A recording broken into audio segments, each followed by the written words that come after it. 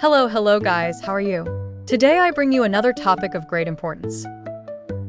And honestly, this video wasn't even planned. I had no intention of making content about the World Cup. But something happened. Something I simply couldn't ignore. The economic, political, and cultural impact of this event is so massive that I just couldn't let it pass. And this is where the story begins. Because most people believe the FIFA World Cup is just a sports tournament. 11 players against 11 players. A trophy. A champion every 4 years. But the reality is much deeper. Much older. And above all, much more strategic. And here comes the first major mistake. People think the World Cup was created purely out of love for football, as if it were simply a romantic idea shared by sports enthusiasts. But no. The World Cup was born from a combination of sports, politics, money, and international influence. And understanding this completely changes how you see the event. Because once you understand what's happening behind the scenes, you realize it isn't just a tournament. It's one of the largest spectacles ever created by humanity. And now let's start from the beginning. To understand the World Cup, we need to go back to the early 20th century. At that time, football already existed, but internationally, it was disorganized. Each country had its own approach. There was no global tournament. Only friendly matches. And regional competitions. But there was no event that could determine who is truly the best in the world. And this is where a key figure appears. Jules Rimet. Now, let's move to something important. The World Cup didn't grow only because of football. It grew because of its economic impact, because every 4 years something remarkable happens. The entire world pays attention. Companies adjust their strategies. Brands invest millions in advertising. Broadcasters pay enormous sums for media rights. And host countries undergo major transformations. And here comes another important point.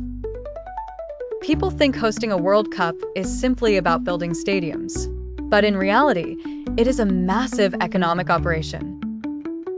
Roads, airports, hotels, security, technology, transportation, international marketing. Everything becomes active at the same time, and that creates an enormous wave of economic activity. But not everything is positive. And this is where the true complexity of the topic begins. One of the most common mistakes is assuming that the World Cup always generates clear profits for the host country. Reality is more complicated. Yes, there is economic activity. Yes, there is tourism. Yes, there is investment. But there are also enormous costs. Stadiums that later remain underused. Public debt. Infrastructure that is not always fully utilized. And this is where modern economic debates emerge, because some studies suggest that the long-term impact is not always as positive as it appears in the short term. But then an important question arises. If it isn't always highly profitable, why do countries continue competing to host it? The answer is simple: visibility, influence, international prestige, and global positioning. Because the World Cup is not just a sporting event, it is a global showcase. Now think about this. For an entire month, the whole world is watching one country. Its cities, its culture, its infrastructure, its ability to organize. And that has tremendous value, not always measurable through immediate financial returns, but definitely measurable through influence. And this is where many governments see an opportunity. Because a World Cup can change the way a country is perceived around the world. It can attract future tourism. It can attract foreign investment. And it can place a nation on the global stage in a way very few events can. That is why the competition to become a host nation is so intense. It's not just football, it's strategy. Now, let's return to the historical story.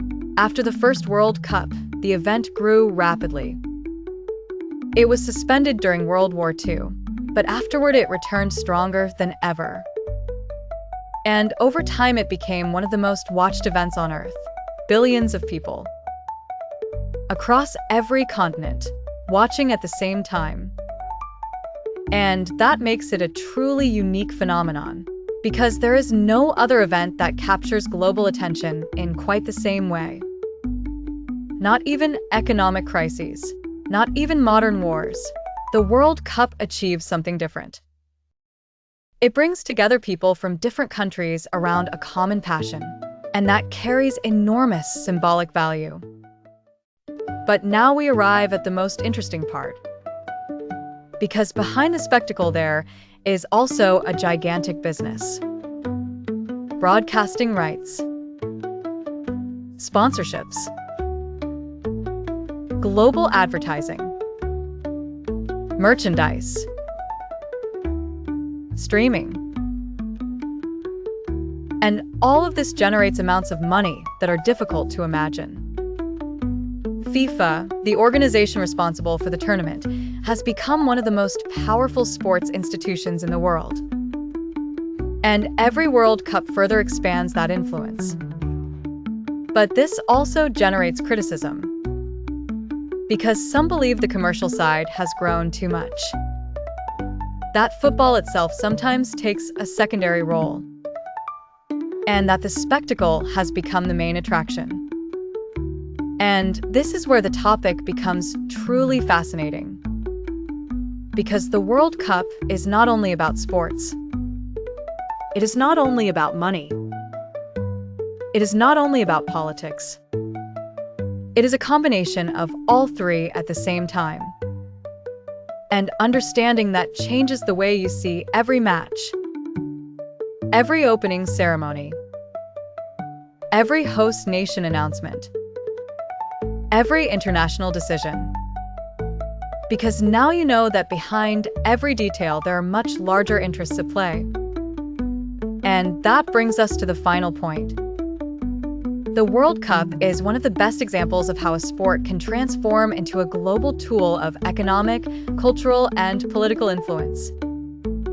And although it looks like pure entertainment, it actually moves entire national systems. That is why the next time you hear about the World Cup, you won't see it the same way. It won't be just football. It will be history. It will be economics. It will be global strategy.